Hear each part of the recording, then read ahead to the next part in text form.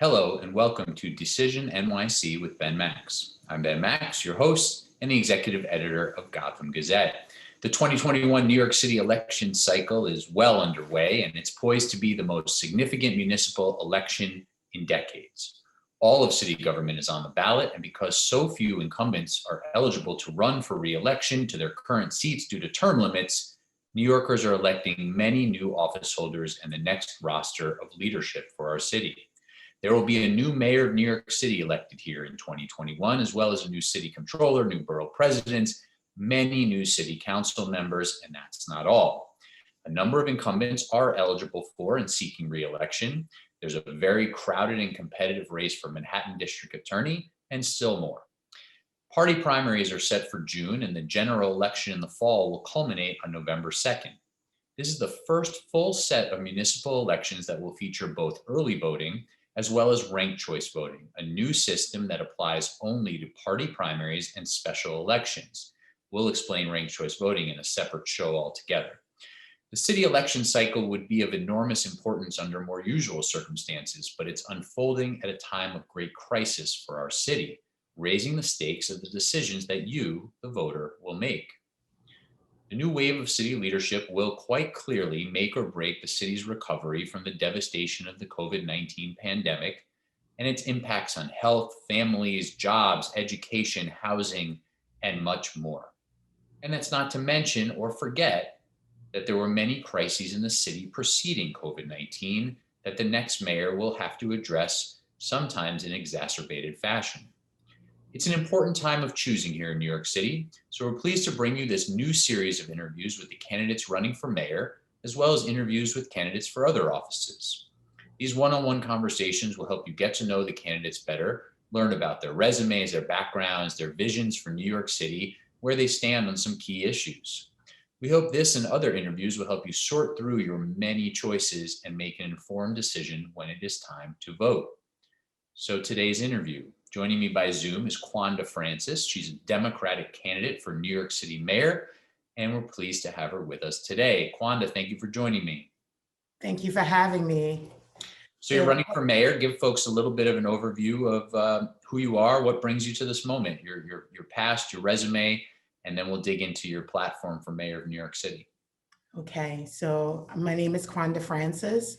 I was born and raised in Brooklyn, New York. I'm married. I have 3 children. One is special needs and he's in District 2. He's a 3rd grader. I have a senior that is getting ready to graduate from high school. This is an incredible time for her, especially considering the fact that she has to end her senior year like this, but she finished very strongly. She is enrolled in one of the early colleges, so she was able to take advantage of earning, her first 2 years of her college degree while she was still duly enrolled in high school. Like I said, I'm married to a wonderful man. Just a little bit of my background. As I said, I grew up in Brooklyn in a housing project. And housing development rather. And I've overcome tremendous adversity. And what's brought me to this moment in terms of running for mayor is, just being pregnant at 17 years old, having to drop out of high school, having, so many people that I love, fall victim to gun violence, being the only, college graduate in my family. This is a moment. I have been mentoring, first generation college students, college graduates for some time now. And right now, we're in a situation where New York is not working for everyone. And I don't like to call myself as a product of poor just policies in general here in New York City. But, I was a brilliant student. And, and the fact that, one test, one event almost changed the trajectory of my life, and I felt like it was my fault, has brought me to this moment, because I know that my situation doesn't exist in a vacuum and there are others. brilliant students that are falling through the cracks. And we're in a moment where we can no longer just accept electing people with visions, but no plan for how they're going to implement these visions. And we are at a moment where our most valuable resources, our human resources, frankly, our children are not being educated to their fullest potential. So you raised a couple of issues there that I want to dig into, one being gun violence, the other being education, but let's come back to both of those in a couple minutes. Tell me and our viewers a little bit about your professional background. So I'm an accountant, a data scientist, and a data scientist. I've worked for the federal government as an emergency response official. I've been an entrepreneur for over 10 years now.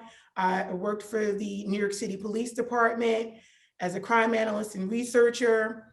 I've worked, in various other roles for a number of organizations, BT Networks, and I just have a lot of broad-based experience, and that has allowed me to see, the role of mayor from multiple perspectives. That from the perspective of an accountant, that from the perspective of a researcher. I'm working on a PhD in information studies, one from someone that is very data driven, that understands the importance of data driven, public policies to inform our decisions. And the fact that all of these different positions and everything that I've done throughout my career, in addition to everything that I've taught myself in terms of trading on the stock market and just creating a different lifestyle for myself and my family, I believe that I'm the best candidate to bring us into the 21st century that New York City needs to be in. And have you run for elected office before? No, I have not. So tell folks a little bit about the decision to make a run for mayor your first run for office. So my father-in-law, which was also my campaign chair, has been very, very involved in politics for years, for over 50 years. He was at Dr. King's the March in Washington and inspired him. And he's always inspired me. When I met him, I didn't have a college degree. I had a very small child, and he was like, look, you can do and be whatever you want. So he inspired me to, go back to school, graduate from NYU, earn an MBA from Long Island University, and just pursue everything and anything that I believed that I was passionate about. And his conversations with me about be the change that you seek, he'd always say, well, if you don't like what's going on in New York, well, why don't you change it, right? Why don't you run for public office, run for mayor? If you understand this is what MBAs are made of, right? You earn this MBA, and MBA is the prime position for the chief executive officer. You were trained for this. Why not run? And that's what and so he inspired me, and he died unexpectedly 2 weeks ago on the 11th. Oh, I'm sorry. So, so that was a bit of a blow to the campaign, but, I know he would have wanted me to push forward. So I am doing so. Well, my condolences. I'm very sorry to hear that. So what do you want to do for New York City? What are the focus areas that you're thinking about as you run this campaign? Are there pillar issues? Obviously, everybody needs to be thinking about how the city recovers from COVID-19. We don't exactly know what the next mayor will be walking into, of course, because there's so much still to play out here in 2021 with vaccination, with any other additional wave of the virus, with how the economy might be able to bounce back. So with that said, with a lot of unknowns, what are you centering your campaign around in terms of what you would like to do if you're entering office at the beginning of 2022? So that's the thing. As a data scientist and as an accountant, once I get access to the data that I need, there is no unknown. You need someone that understands what information they need to make decisions. So my top priorities are housing, education. Our infrastructure is falling apart. There is no reason why, New York City, this beautiful city that we're in, we still have roads that are falling apart, bridges that are, over 100 years old. The New York City Housing Authority is falling apart. I have no idea why why we can't figure out how to keep elevators functional. And it's different things like this that bring us to this moment that if you do not have the plan in place, right? There's a vision, and that's great. Talking points are great. Plans are great. But how are you going to implement those plans? My plan for NYCHA, to save NYCHA, I have a plan and I have a way to pay for it. Great. Let's hear that one and then get into some other specific topics. My plan was to convert a number of buildings based on, and I've been in contact with a number of presidents of different NYCHA developments, and a lot of them are against RAD. They don't want this. And my process is, if you want to push through with this, just privatizing everything, why not put the ownership, and why not give the ownership to residents? There are a number of— Just to pause, for the general audience here, RAD is a federal voucher program that allows and encourages private management of NYCHA buildings. It doesn't transfer ownership, as you're getting at, but it allows for private management. Private management gets to keep, more of the rent, but has to invest in the properties, et cetera, et cetera. It's been implemented at a few NYCHA developments, and the mayor and others want to do it at a lot more. And so you're saying don't move ahead on RAD, but shift to an ownership What model? I'm saying is, so there's a portion of the Section 8 program, Section 8Y, that allows for payments to be applied as you can utilize a payment to pay your mortgage. So instead of having a system where we are always paying, right? Whether it's a developer, if people are renting forever, because the average time period for a family that stays in NYCHA is over 10 years. So if we have a situation where you now say to these residents, each resident, based on building, not by development, because what you have in looking at the data in NYCHA, you have some buildings that are primarily filled with working class people. They work for the city. They are in a position to purchase the apartment that they live in. So if they were allowed to purchase, hypothetically, this apartment for $200,000, a 2-bedroom apartment for $200,000, you have the New York State Mortgage Corporation that can underwrite that loan. You're talking about 60 apartments. You can use all of those funds to renovate that building. And then the mortgage that is being paid with the Section 8 assistance is now creating a path to home ownership. And that's what we want.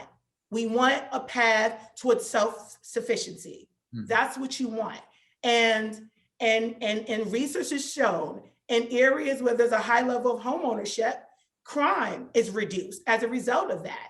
So why set up a situation where there's a developer that is going to reap the benefits of federal funding? Why not allow that same federal funding to assist these tenants with paying their mortgage and creating tax revenue for the city?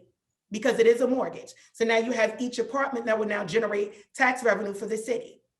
And is that that's the centerpiece of your NYCHA plan? Do you have other pieces of a NYCHA plan, or that's the main avenue? That's one of the centerpieces. The other ones are being worked out because I'm very data driven. So I've been looking at the research. And do you believe in what's sometimes referred to as infill development on NYCHA land? Do you think there should be new housing built? Maybe it's a mix of market rate and affordable housing on NYCHA land that's underused at this time?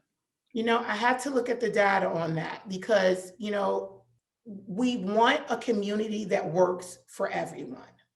And so are we talking about, taking away, parking facilities? underutilized is such an ambiguous term, depending on who's asking that question. And that's my issue with Blueprint, right? I have no idea who selected KPMG to set up this private entity to supervise that, or the goals in terms of, giving an expectation of fixing elevators for 2024 or whatever. I looked through that 254-page proposal. And so it doesn't go far enough in order to ensure that every NYCHA resident is able to live a life of dignity and be able to provide for their family, in addition to, right, having safe and safe living conditions. Let's broaden the housing discussion a little bit beyond NYCHA. Are there other pieces of a housing plan that you can share at this time? Are you someone who believes that there should be, we should encourage a lot of housing development around the city to strongly increase supply, and that would help drive rental prices down a bit, that we should develop a lot more housing in wealthier communities and not follow the path of Mayor de Blasio, which has included a lot of neighborhood rezonings to add housing density to lower income communities? What do your housing plans look like beyond NYCHA? Where we have a housing plan that's being worked out. But what I can say is once again, with the current plan, you have to look at the data. And so, with the rezoning situation and everything that's going on at this juncture, I believe if it's working, continue. And if it's not, we need to move in a different direction. And that's what I'm doing at this juncture, kind of looking at the data and looking at the information that's being presented to me, because I know that, there are a number of issues in terms of rezoning, and, we can't move forward until that's addressed.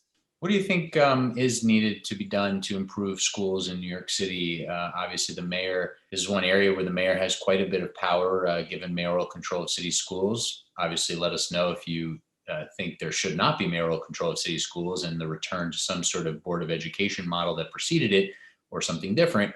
But what would you do as mayor to improve city schools? Is trying to better desegregate the city schools on that agenda? Are you thinking about some of the questions around admissions processes, district lines? What are your thoughts, especially as a public school parent, on how to improve education in schools in New York City? So I had three very different children with different learning styles. And I think even our education system is dated. I mean, one part of my platform is to introduce artificial intelligence and machine learning into the curriculum, right? We're in a situation where, if you look, we don't judge a fish by its ability to move on land, but we have that approach to education. And if I see, students or individuals that are able to recode credit cards, but they're failing in school, I look at the system and say, something is not working. And we need to set our students up for success. And we use the technology is already in place, right?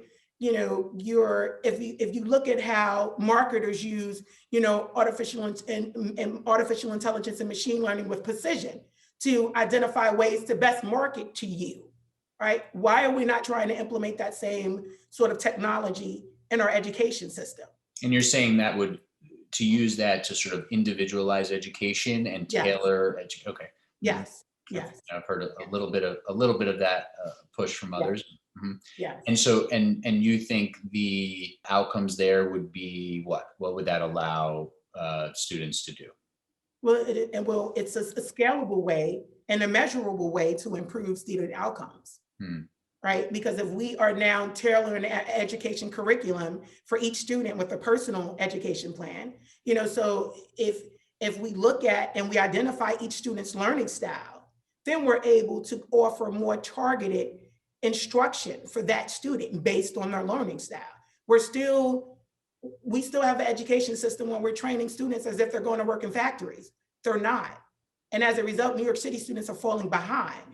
And we should be ahead. We should have the number one education system in the country and the world. Why? Because look at all the resources that are here. Let's try to hit on a couple other topics while in the time we have left. You brought up personal experiences with gun violence early on in this conversation. Let's talk about sort of a couple of sides of that issue. One, what do you think from your experience are the drivers of gun violence? Are there things that you think contributed to the very serious increase in gun violence in the city that we saw in 2020? And then what are your proposed solutions as mayor? You know, honestly, there are so many different driving factors. The communities are hurting because they're being left behind. And it is irresponsible to continue to leave a select group of individuals behind. And now we have a mental health crisis on our hands. We have children that were neglected that are now grown up to be teenagers and adults that need help. Mm-hmm. They need help. And so in terms of being neglected, being underinvested in, what would the opposite of that look like if you were in charge? It would look like investing in those communities. Mm-hmm. It has to be a targeted, effort on multiple fronts, right? And that starts with education. That starts with, we go back to, the community centers, right? One part of my platform is to put state-of-the-art community centers in certain neighborhoods, right? Kids need outlets. Right now, there is nothing in certain communities.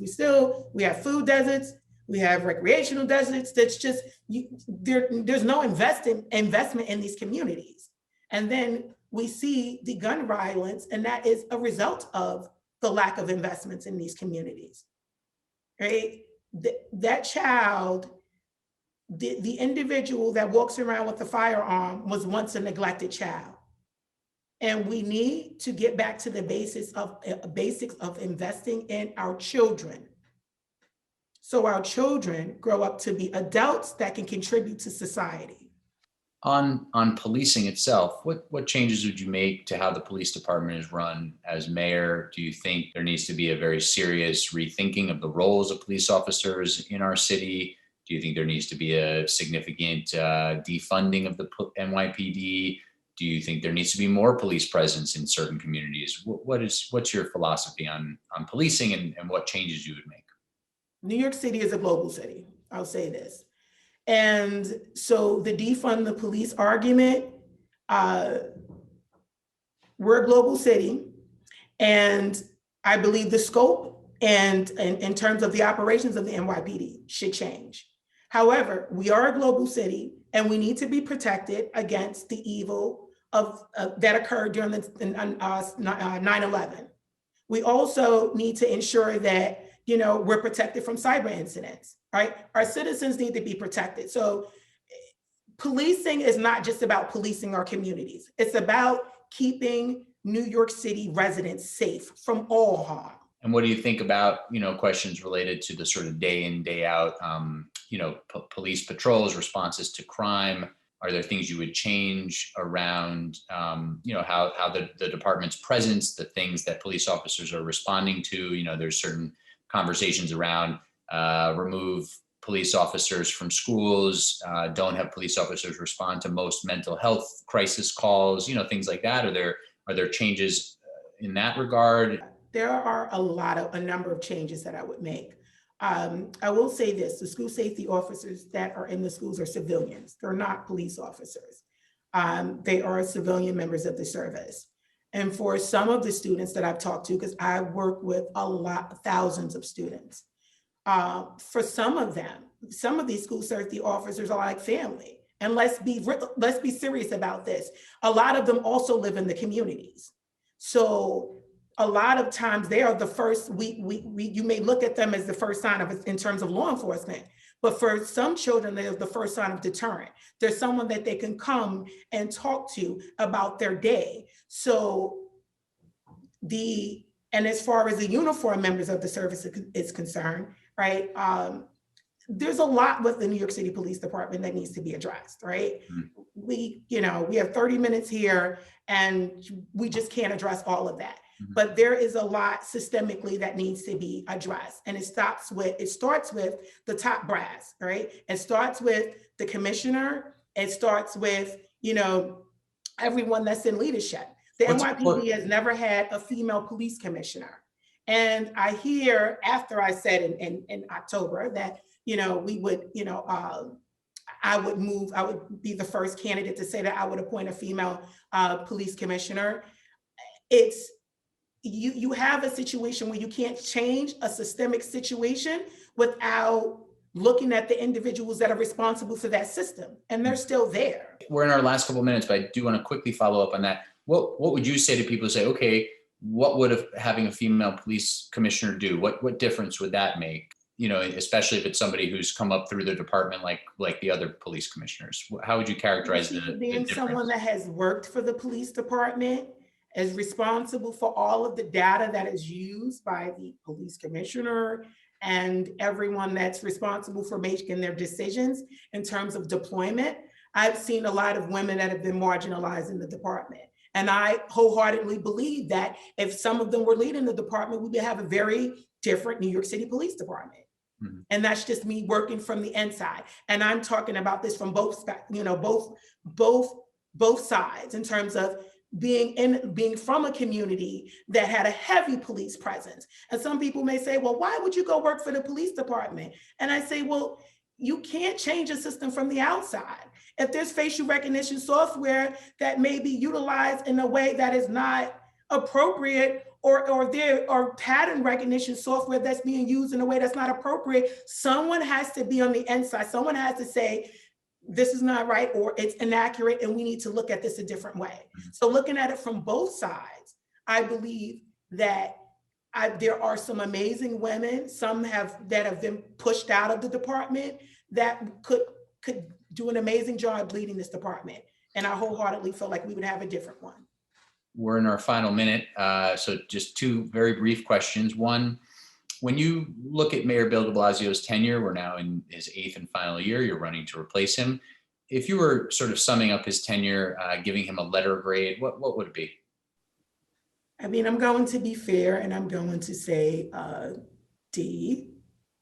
He has done some, listen, the COVID-19 pandemic, it was a very difficult, trying situation. And yes, he could have done better, but also the individuals that he had around him could have been better. So I say D. And lastly, is there anyone you would point to as a role model in politics, past or present, just to give people a little bit more of a sense of the kind of politician you are and the politicians and people in government or politics that you looked up to? Is there one or two names you would put out there as people you consider role models in this sphere? I would say my father-in-law, of course, he's responsible for some of the most, biggest political upsets in history. His name? Shirley Chisholm. And your father-in-law's name? Thomas Francis. Great. Well, Quanda Francis, thank you so much for the time. I really appreciate it. And we will wish you luck on the campaign trail. Thank you. I appreciate that. And thank you for watching Decision NYC with Ben Max. Key decisions for New York City voters are coming up in June and the fall. There's a lot on the line for all of us and the future of this city. I hope this conversation and others are helpful to you. Until next time, I'm Ben Max. Goodbye.